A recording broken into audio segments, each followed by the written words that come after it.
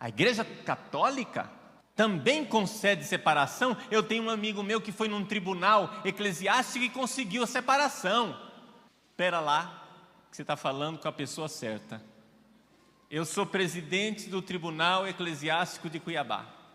E o que é essa história de nulidade matrimonial? Deixa eu explicar isso de uma vez por todas para as pessoas entenderem direito o que é a nulidade matrimonial.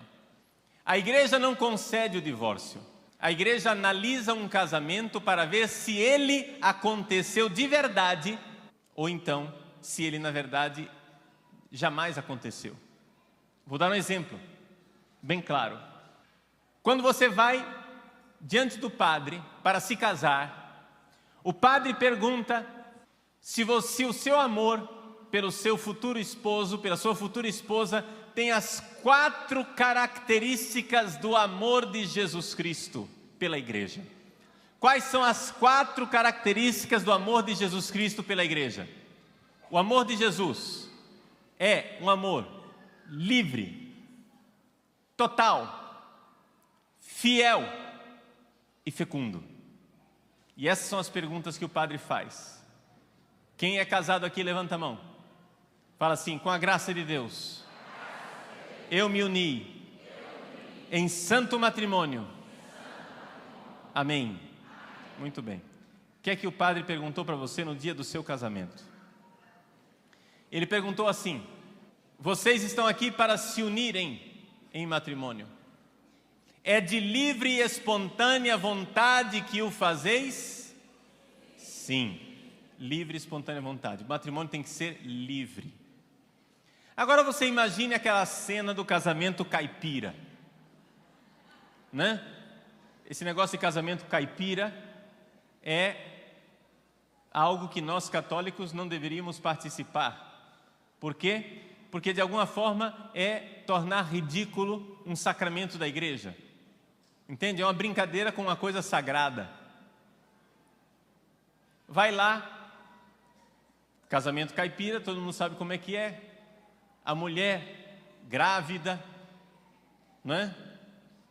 O rapaz lá todo medroso e o pai da moça com a carabina, né? Com o trabuco, com a pistola atrás dele, obrigando ele a se casar. Pois bem, esse é o típico casamento nulo. Nulo, porque não acontece casamento se você não é livre. Se você está sendo obrigado a se casar, você não se casou. Se você for ao tribunal eclesiástico e provar que você foi forçado a se casar, a igreja declara na hora, não que você está divorciado, não, isso a igreja não faz. A igreja diz: é verdade, você nunca se casou, você continua solteiro. Aquilo era só uma aparência de casamento. Por quê? Porque o casamento tem que ser livre. O amor de Cristo pela igreja é livre quando Jesus diz assim: ninguém tira a minha vida, eu a dou livremente. Jesus amou e se entregou à igreja, Ele deu a sua vida e morreu na cruz pela sua esposa, a igreja, por todos nós, para nos salvar. O amor de Cristo pela igreja é livre, assim também o amor do marido e da mulher tem que ser um amor livre. Ninguém pode forçar um casamento. Se você prova que você foi forçado a se casar, você nunca se casou. Porque você está lá dizendo na frente do padre: é de livre e espontânea vontade que o fazeis? Você diz sim, com a boca e não com o coração. Para Deus o que é que vale? É a boca ou é o coração? Você pode enganar o padre, mas a Deus você não engana. Está entendendo? Você pode enganar o padre, mas o que vale é o que você está dizendo diante de Deus com o seu coração. Por isso, se você for a um tribunal e provar que você não era livre, você sempre foi solteiro. Vejam, a sentença do tribunal, ela não vai fazer com que você fique solteiro. Ela vai só constatar um fato. Os tribunais eclesiásticos, eles existem para descobrir um fato. Por exemplo, O tribunal criminal, ele existe para descobrir um fato. Que fato que o tribunal criminal quer descobrir? Sei lá, quem matou Odete Reutemann?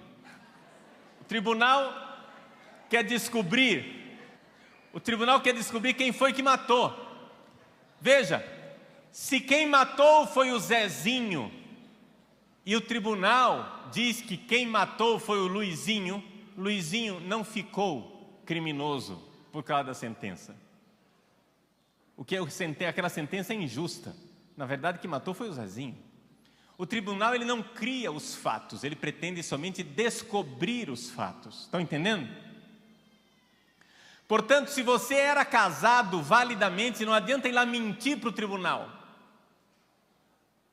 Se você vai lá no tribunal eclesiástico e monta uma farsa, junta testemunhas e convence o juiz de uma coisa que não era verdadeira, para Deus você continua em adultério, porque você estava casado e mentiu. Está entendendo? O que vale, gente, na igreja é diante de Deus. Então a primeira característica do amor de Cristo pela igreja, um amor livre. É de livre e espontânea vontade que o fazeis? Segunda característica do amor de Cristo pela igreja, o amor de Cristo é total. Jesus se entrega completamente. Tendo amado os seus, amou-os até o fim. Ele se entregou, ele morreu por nós e foi obediente até a morte numa cruz. Ele entregou tudo. Jesus deu tudo. Assim também, o esposo deve se entregar à sua esposa. A esposa deve se entregar ao seu esposo totalmente. Não tem esse negócio de dizer, olha, nós vamos nos casar, mas você mora no apartamento ao lado, eu moro no meu apartamento. E quando a gente quiser se encontrar, você telefona, a gente agenda um encontro, não é? E aí, nós temos um encontro amoroso. Isso não é casamento, gente. O casamento é uma partilha da vida toda, a sua vida completa. Não existe esse negócio do isso é meu, isso é teu. Existem casais por aí que se casam e aí ela compra um abajur com o dinheiro dela e ele compra um abajur com o dinheiro dele. No dia que se separam, não precisa nem fazer muita investigação, eles sabem perfeitamente o que é de cada um, porque nunca se uniram. Está entendendo? Na verdade, você não se casou, você já estava preparando o divórcio. Não existe isso, gente. Casamento é uma união. O que é meu é teu e o que é teu é meu. Isso é casamento. Essa união profunda, total, essa entrega de amor. Isso não quer dizer que todo mundo é obrigado a casar com comunhão total, comunhão universal de bens. Não. Existem pessoas que se casam com separação de bens, simplesmente para que civilmente não tenha complicações. Vamos supor, se o marido vai à falência, a mulher não vai à falência junto. Está entendendo? Tudo bem, até aí se entende, mas é uma coisa civil. O fato é que na vida dos dois tem que haver essa união. Na vida real, pode ser que no papel tenha separação de bens, mas na vida real precisa ter união dos dois.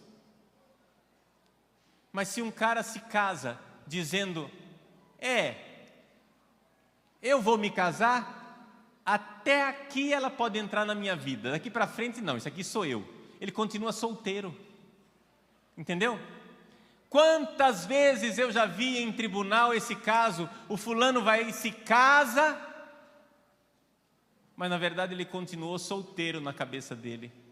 Ele se casou, mas ele continuava querendo sair com o círculo de amigos solteiros dele para as festas de quando ele ia quando era solteiro, vivendo a vida de quando era solteiro, vivendo tudo que ele tinha antes de ser solteiro. Na verdade, a entrada da mulher na vida dele significou muito pouco. Gente, não houve essa entrega total. Na verdade, ele não assumiu o ônus do matrimônio. Não assumiu aquilo que é o matrimônio de verdade. O matrimônio é um amor livre, é um amor total. O matrimônio é um amor fiel. Por quê? Porque Cristo é fiel. Deus é fiel e não pode se contradizer. Ele não pode ir contra Ele mesmo. Deus é fiel. Jesus é fiel à sua igreja. Apesar da igreja, nos seus membros pecadores, nós que somos os membros, às vezes não sermos fiéis. A igreja é santa, mas nós, membros da igreja, somos muitas vezes traidores. Então, nosso Senhor é fiel. E assim deve ser o amor do marido e da mulher. Mas, Paulo, vamos voltar no seguinte, quais os pontos mais comuns, assim, que o tribunal reconhece a nulidade nessa questão de falta de consentimento? Então, veja só, hoje em dia, realmente, a maior parte das causas de nulidade, não é, se devem basicamente a duas situações, são as mais frequentes e mais comuns. A primeira delas é a chamada simulação, seja total, seja parcial. Simulação total é quando o sujeito não queria casar. Ele só fez de conta, entendeu? Sei lá, ele queria o golpe do baú, entende? A mulher era rica, casou em comunhão total de bens, entendeu? Aí depois vem o divórcio, aí ele, entende? Quer o dinheiro para si, abandona a mulher e não quer saber de casamento. Bom, esse casamento da igreja era nulo, ele não queria casar, ele só queria o dinheiro dela. Né? Então, é uma simulação total. Mas tem a simulação parcial, onde, por exemplo, o sujeito, ou a sujeita, né, no caso, está lá aparentemente consentindo, mas ele está excluindo uma das propriedades do matrimônio, como, por exemplo, a fidelidade, que eu já falei. Né? Ele quer ter um amante, ele quer ter o direito de ter amizades coloridas, né? Ou então a indissolubilidade, ele está casando assim, vou casar, mas vou ver se vai dar certo. Não vou casar para sempre não, porque eu não posso garantir. Bom, ele está negando a indissolubilidade. Ou então a pessoa que quer se casar, mas diz, não quero ter filho de jeito nenhum. Pô, se você não quer ter filho de jeito nenhum, você está negando uma propriedade essencial do matrimônio. Então, essa é o primeiro foco, digamos assim, de nulidades. É a simulação, seja total, seja parcial. O segundo centro, que acontece muitas, às vezes até demais, né? Porque inclusive a Santa Sé andou advertindo os tribunais para que não abusassem, né, destas causas, são as causas de natureza psíquica ou de falta de discrição de juízo. Deixa eu explicar. Pode acontecer que a pessoa tenha um distúrbio psíquico grave. Mas atenção, não é qualquer distúrbio psíquico. Porque hoje em dia você vai em qualquer psicólogo e ele descobre algum distúrbio em você. Não se preocupe. Né? Afinal das contas, nós todos estamos marcados pelo pecado original e normal mesmo tem Jesus e Maria. O resto somos todos, né, defeituosos. Então, uns mais, outros menos. Então, mas precisa ser um distúrbio psíquico grave, que impeça a pessoa impeça, não é assim, atrapalhe, não, impeça de cumprir as obrigações do matrimônio. Por exemplo, o sujeito sei lá, compulsivo com relação a sexo. Ele não consegue ficar sem sexo. E ele faz sexo com a mulher e daqui a pouco faz com a vizinha e com 10 outras mulheres, etc. O senhor prometeu fidelidade? Prometi. Prometeu sinceramente? Prometi sinceramente. Só que ele fez uma promessa que ele não dá conta, porque ele tem um distúrbio psíquico que o impede de ser fiel. Entendeu? É um distúrbio psíquico, não é assim, má vontade dele. É como uma pessoa que faz uma promessa. Eu faço uma promessa que eu vou correr a corrida de São Silvestre. Mas se ele é paraplégico, como que ele vai fazer isso daí? Quer dizer, é uma promessa que caiu no vazio. Ele era sincero, ele fez a promessa, mas ele não tem pernas para fazer a corrida. Então, a mesma coisa, ele está prometendo fidelidade, mas ele tem um tal distúrbio psíquico que o impede de ser fiel. Não é? Mas isso aí tem que ser uma coisa grave, não é qualquer probleminha. Então, alguns tribunais, já na época de João Paulo II já muitas vezes chamou a atenção que havia tribunais que estavam exagerando, né? O sujeito tinha algum... Senão a pessoa pode usar como desculpa para ser adúltero, né? Exato. Ou então, o caso de grave falta de capacidade de julgar, digamos assim. Grave falta de capacidade de julgar não é uma leve imaturidade. É uma pessoa com uma grave imaturidade psíquica. Entendeu? Ele não sabe avaliar as consequências dos atos dele. Alguns tribunais também têm abusado com relação a isso. Basta identificar uma leve imaturidade no casal. Ah, era nula, eles eram imaturos. Não, pera lá. Tem que ser grave, né? A coisa tem que ser... Padre Paulo, aqui, né, nas falas de consentimento ainda aparece ignorância, erro, condição não cumprida. Dá uma explicada nisso. Veja, ignorância, erro, esses casos são menos comuns. Menos comum. É? Menos comuns. Erro de pessoa. Né? Por exemplo, eu estou me casando com uma menina, mas no dia do casamento aparece a irmã gêmea dela. Então, houve um erro. Né? Ou então, erro de qualidade e redundância em erro de pessoa. Eu sempre sonhei em casar, a menina sempre sonhou em casar com um médico. Aparece um médico na cidade do interior, começa a clinicar, etc., atendendo no consultório, todo mundo diz que ele é médico.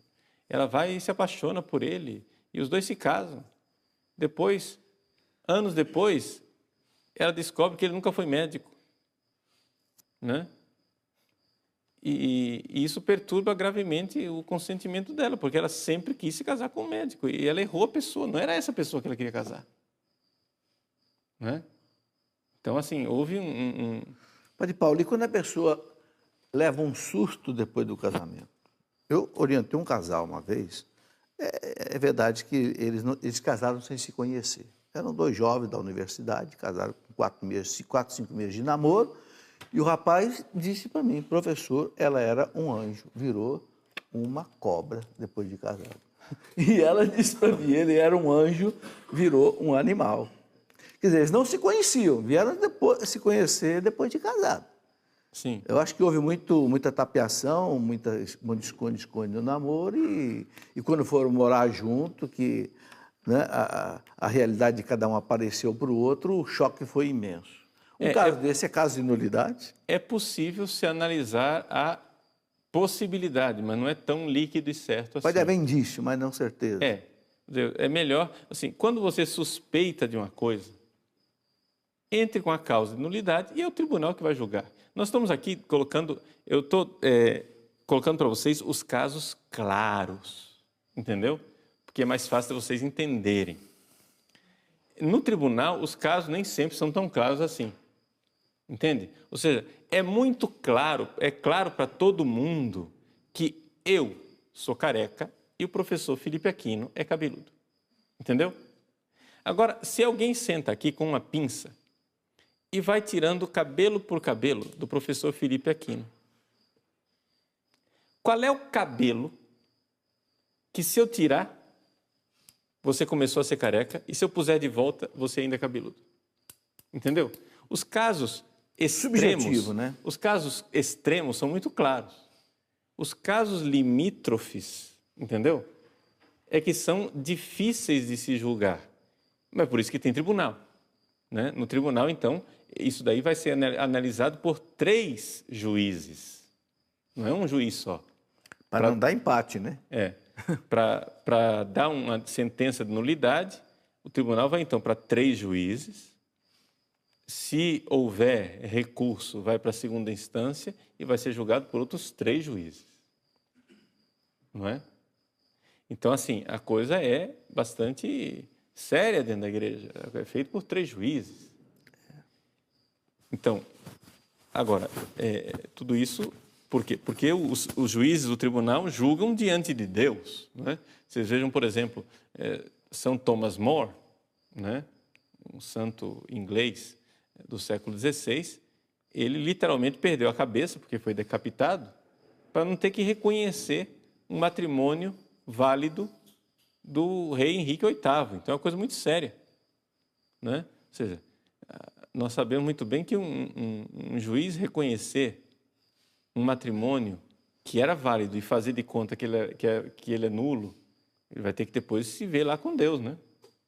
Então, o próprio Papa, o rei Henrique VIII, fazendo pressão para que reconhecesse a nulidade do casamento dele com Catarina de Aragão. E o Papa disse, olha, só tenho uma alma, não tenho 2. Se eu tivesse uma alma, né? Se eu tivesse 2 almas, eu reconhecia seu casamento nulo, uma ia para o inferno, mas a outra ainda se salvava. Né? Mas eu só tenho uma, então não dá para eu fazer, né, esse favor para você, porque eu vou perder eternamente a minha alma, eu vou ter que, né, prestar contas diante de Deus do que eu fiz. Uma pessoa que divorciou, mas não casou de novo, ela pode comungar, confessar normalmente? Veja, depende, não é? Por quê?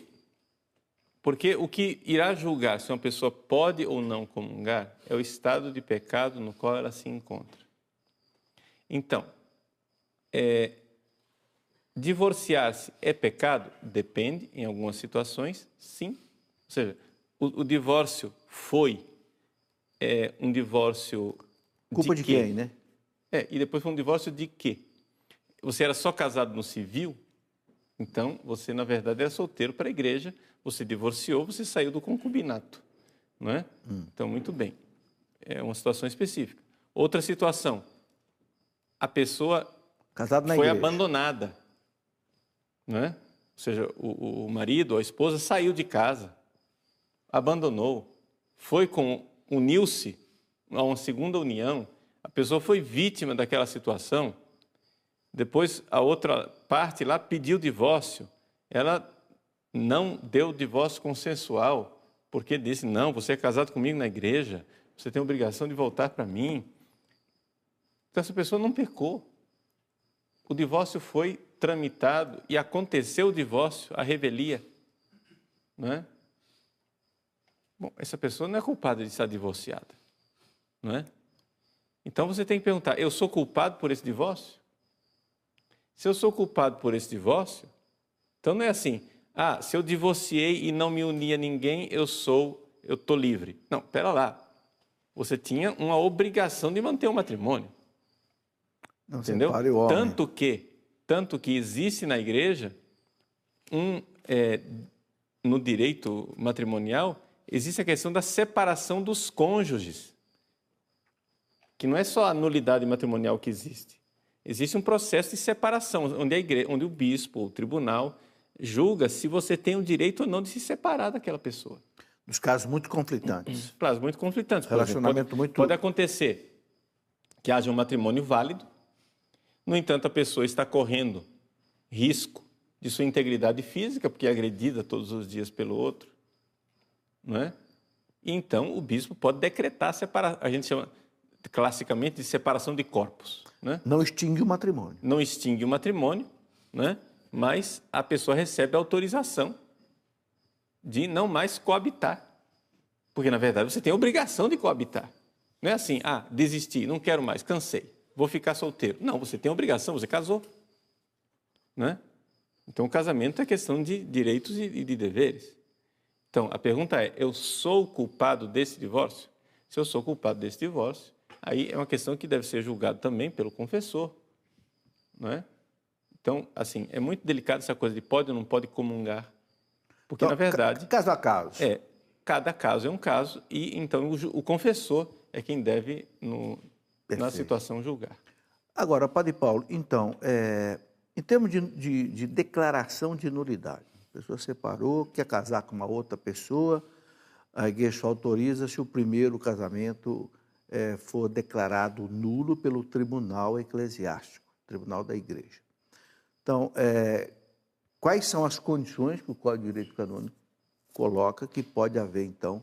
A igreja pode reconhecer que o casamento não valeu, não foi válido.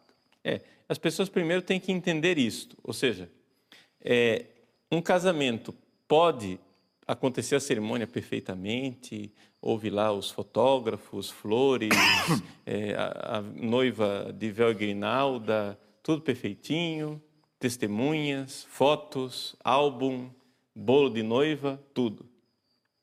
No entanto, aquele casamento pode ser só uma aparência de casamento e jamais ter acontecido. Quando a gente diz isso, a pessoa diz, como assim? Mas aconteceu, está aqui as fotos. Sim, aconteceu a celebração, mas o casamento não aconteceu. Por quê? Porque o casamento acontece quando um consentimento, que é algo que está no coração da pessoa, é expresso validamente. Então, assim, vou dar um exemplo claro. O padre pergunta, vocês irão prometer fidelidade um ao outro? É por toda a vida que o prometeis? Aí ele diz, sim. Ela diz, sim. Mas a amante dele está sentada lá no primeiro banco como testemunha. E ele já era amante dela, pretende continuar sendo amante, e ele está dizendo que vai ser fiel. Ora, ele está dizendo que vai ser fiel da boca para fora. Ele não vai ser fiel. Então, ele pode mentir para a noiva, para toda a assembleia que está ali, para o padre, mas ele não pode mentir para Deus, porque Deus vê o coração. E o compromisso que ele está fazendo é diante de Deus. Então, o que é que está acontecendo ali? Está acontecendo uma coisa que nós chamamos em direito canônico de simulação parcial. Ele está querendo o casamento, mas tem uma coisa essencial no casamento que ele não está querendo, chama-se fidelidade. Então, se ele não está querendo aquilo, o casamento não está acontecendo, simplesmente aquilo lá não tem valor nenhum. Aí a mulher diz, não, mas eu queria casar, sinceramente. Sim, mas quando um não quer, dois não casam. Entende? Casamento, os dois têm que apertar o botãozinho, sim e sim. Se só um aperta o botão, não vale, não vai acontecer o casamento. Não cola, entendeu? Então, essas pessoas, vamos supor, que isto aconteça. Eles podem estar casados há 20 anos, ter 10 filhos, mas estão solteiros. Nunca houve casamento. Não foi válido. Porque não valeu. Entende? Vamos supor que este homem, depois de 10 anos de casado, se arrepende daquela traição que ele estava fazendo e procura, então, o bispo. Bom, o bispo pode, então, fazer uma sanação, pode sanar aquele casamento nulo. Padre Paulo. Sem que a mulher saiba. Padre Paulo, a Neuzinha Teodoro perguntou. Ela estava orientando uma pessoa, tem uma amiga que está junto com uma pessoa há 15 anos. Ela tem muita vontade de regularizar a sua situação, mas o marido dela não quer nem falar sobre casar na igreja. Eles são casados no civil. E a Neuzinha escutou falar sobre a sanação radical. Ela queria saber mais e se encaixa nesse caso. Sim, se encaixa perfeitamente nesse caso. Antes do intervalo, nós falamos então de sanação radical. O que é sanação radical? Porque acontece o seguinte, as pessoas têm que entender que existe algo que foi deixado por Jesus. O que é que Jesus fez? Jesus pegou o casamento natural, porque já existia o casamento. Sim. Não é? Antes de Jesus já existia matrimônio. José e Maria se casaram. Jesus pegou o casamento natural e o elevou a sacramento. E assim viveu a igreja durante séculos. De tal forma que as pessoas, para se casar, não precisavam nem sequer ir à igreja. Interessante as pessoas saberem disso. Bastava fazer uma troca de consentimento pública, que todo mundo soubesse, olha, é casamento, vamos casar, estamos nos casando, faz um churrasco, entendeu? Pronto, casou. Isso já era sacramento. Durante séculos foi assim. Só que era uma sociedade onde as pessoas respeitavam o casamento, não é? E depois começou a tradição de que a mulher, porque ela ia ter que passar pelos perigos do parto, etc. e tal, a mulher então ia à igreja para receber uma bênção. Muita gente, às vezes, no ritual do matrimônio, fica se perguntando por que a bênção matrimonial é dirigida mais à mulher do que ao homem. A razão é histórica. É porque a mulher, né, é quem primeiro buscou a igreja para procurar uma bênção. E aí que se começou toda a ritualística de matrimônio. Mas também isso não era obrigatório, era uma devoção, as pessoas iam lá para receber uma bênção. Às vezes se casavam, né, nesse mês, passava 3 meses casado, ia lá, vamos, seu padre, o senhor quer abençoar nosso matrimônio? Né? E abençoava. Só que aconteceu que o Concílio de Trento tinha terminado a Idade Média, aumentou a mobilidade das pessoas, ressurgiu um certo pensamento pagão na sociedade com o Renascimento. O Concílio de Trento começou a ver a bagunça.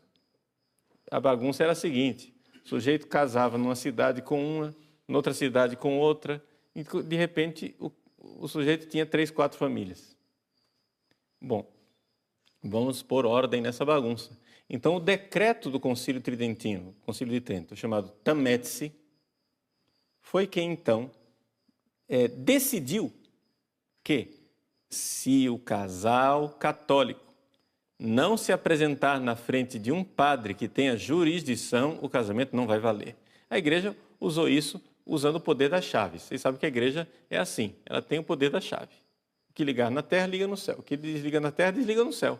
Então a igreja, usando o poder da chave, chegou e disse: vamos parar com a bagunça. Se vocês não vierem na frente do padre, para o padre anotar direitinho o matrimônio, não é? E fizer o assentamento do matrimônio e abençoar o casal, não vai ter casamento. Não vale. Então, isso foi a partir Não do vale século... diante da igreja, não vale diante de Deus. E não vale de jeito nenhum, não há casamento. É zero casamento. Católico que não se casa com consentimento da igreja é casamento nenhum. Zero. Ou seja, não há casamento ali. Eles são todos solteiros. Mas eles têm um reconhecimento civil de um consentimento matrimonial. Eles querem se casar, eles fizeram um consentimento matrimonial, foram no cartório, lavraram ali um contrato civil. Então a igreja pega aquele consentimento e, com o poder das chaves, a igreja pode pegar aquele matrimônio civil, que é matrimônio nenhum, só para pegar aquele consentimento e guindá-lo, ou seja, elevá-lo ao nível de matrimônio através de um processo chamado sanação radical. Ou seja, a igreja vai lá na raiz e sana a raiz. Radical por isso, é raiz. Vai na raiz, pega lá o consentimento e sana aquele consentimento. É, no caso, o que resolve o problema dessa senhora que está nos consultando. Ou seja, ela deseja se casar na igreja. O companheiro dela também deseja se casar, aliás, ele até acha que está casado no civil. O que ele não quer é a cerimônia católica. O que ele não quer é que um padre dê uma bênção e aconteça uma cerimônia católica. Ele não está rejeitando o casamento, ele está rejeitando a cerimônia católica. Então, não convém que essa pobre filha da igreja, fiel, fique agora numa situação de pecado por causa de um sujeitinho, que é o qual ela é companheira e até pode ter filhos, convive de vários anos, e ela tem obrigações naturais com ele, e o ama, e quer se casar com ele, e ele quer se casar com ela, e até acha que está casado com ela. A igreja pega esse consentimento e eleva a sacramento. É um poder que os bispos têm. Então, basta procurar o pároco, não é? O pároco irá apresentar o pedido à cúria, não é? E então esse casamento pode ser sanado. Que outros casos seriam de sanação radical? Existe caso, por exemplo, muito comum, quando é uma parte católica e uma parte evangélica, né? Por exemplo, em que o evangélico se recusa a pôr os pés na igreja católica. E os dois se casam no civil, e a parte católica fica presa, né? Existem outros casos de sanação radical, como o caso que eu citava antes do intervalo, em que o casamento foi feito na igreja católica, aparentemente tudo certinho, mas O noivo, por exemplo, sabe que ele está fazendo um casamento nulo, ou descobre depois que ele estava fazendo um casamento nulo, porque ele estava negando alguma coisa do casamento, não é? Existem outros casos de sanação radical, por exemplo, quando havia um impedimento, sei lá, os dois eram primos e não sabiam. A gente chama primos irmãos na linguagem popular, né? Na linguagem popular é primo de primeiro grau. Na verdade, na linguagem canônica, eles têm consanguineidade de quarto grau. Mas tudo bem. Vocês entenderam, primo irmão. Um primo irmão precisa de licença da igreja para casar, senão o casamento é nulo, né? Mas os dois não sabiam que eram primos irmãos, porque são duas famílias, a família se separou, um viveu para um lado, outro viveu para o outro, os dois se casaram, depois de 20 anos de casado, 10 filhos, de repente, ele fica sabendo que é primo irmão dela. Ah, e agora? Meu casamento não valeu? Ela nem sabe. Para não criar escândalo, vai lá, procura secretamente o bispo. Seu bispo, tem um impedimento. Nós não estamos casados. E agora? O bispo vai lá e assina a sanação radical e sem que ninguém fique sabendo, sem ter escândalo nenhum, o casamento, pronto, foi resolvido. Se um dia isso vier a público e houver um escândalo, etc e tal, o rapaz pode pegar, não, gente, não preocupa não, o bispo já resolveu o problema aqui, ó, no dia tal foi aqui e fui resolver.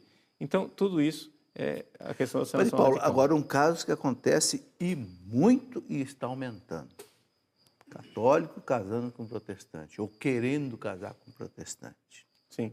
Toda hora eu recebo, olha, sou católico, mas a minha namorada é evangélica, tal, como é que faz para eu poder casar? Ela não quer casar na igreja. E aí? Como é que o pároco resolve essa parada? Então, veja só, aqui não existe nenhum impedimento quando são dois cristãos. O que existe é uma proibição, tá? É diferente. São duas coisas diferentes. Quando se trata de um católico batizado e um pagão, uma pessoa que nunca foi batizada, aí tem um impedimento. Esse impedimento tem que ser dispensado pelo bispo para que o casamento tenha valha. Mesmo no caso da pessoa, um não batizado, o bispo pode dar o consentimento especial. Sim. Tá. Já no caso de um católico e um evangélico, existe uma proibição. Se o padre fizer o casamento, a revelia, ou seja, não pediu permissão para o bispo, coisa nenhuma, e o padre era meio rebelde, o casamento valeu, porque não havia impedimento, só havia proibição. Mas o padre sabia que ele não podia abençoar aquelas núpcias sem uma permissão do bispo. É complicado, né? Então, mas valeu, ok? Agora, o que é que a igreja pede nesses casos, seja num, seja no outro? Seja no caso de um católico com um pagão, seja no caso de um católico com um cristão acatólico, ou seja, um cristão que não é da igreja católica. É necessário, então, que a parte católica assuma um compromisso. Por quê?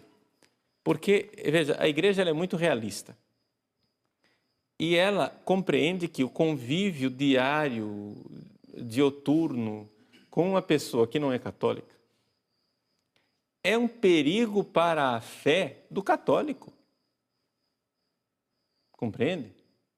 Que um dia pode apostatar e passar para outra, né, comunidade eclesial. Então, a primeira coisa, o compromisso de afastar os perigos para a própria fé. Então, o católico vai lá e assume que vai fazer o possível para afastar todos os perigos para a sua própria fé.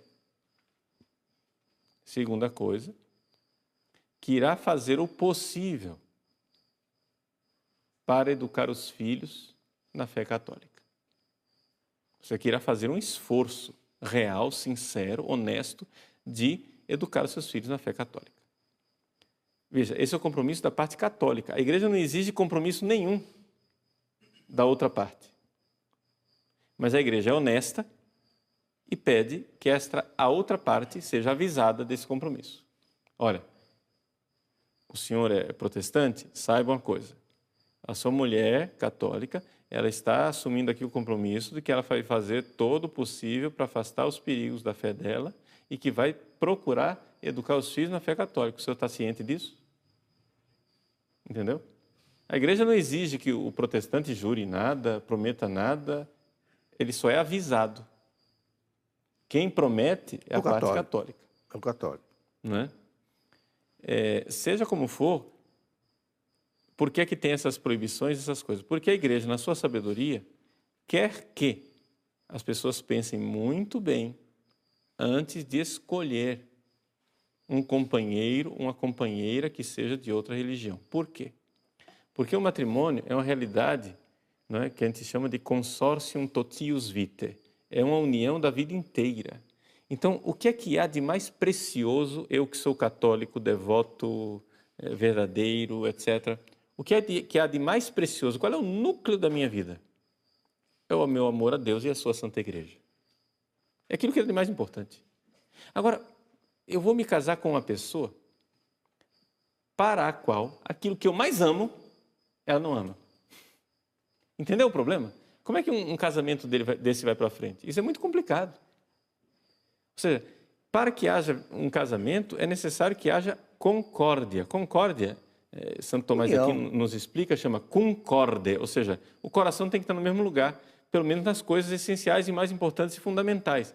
Se você torce para o Corinthians e ela torce para o Palmeiras, não tem problema nenhum, isso daí dá para fazer casamento, tá? Porque isso não é uma coisa essencial e fundamental. Mas o meu amor a Deus e a sua igreja é tão complicado. Como que pode? Né? Vai ser sempre um motivo de tensão para o casal. Então é bom pensar bem antes de fazer esse tipo de casamento. Padre Paulo, isso que o senhor falou entre casamento católico e protestante, vale também para a pessoa católica que casa com ateu? Sei lá, depois a pessoa se diz ateu já depois de alguns anos de casamento? Então, veja, é evidente que se a pessoa, na época em que se casou, era católico devoto, vamos supor, ou então um católico à toa, né? Católico não fervoroso. E depois, com o passar do tempo, o sujeito vira ateu, vira maçom, materialista, ou marxista, ou sei lá o quê. Bom, o que a gente pode fazer além de lamentar o fato de que essa pobre alma, né, dessa mulher, ela vai ter que agora carregar essa cruz, né? Vai ser a santificação dela para o resto da vida, e é evidente, ela deve também se esforçar para educar os filhos e para evitar todos os perigos para a sua própria fé.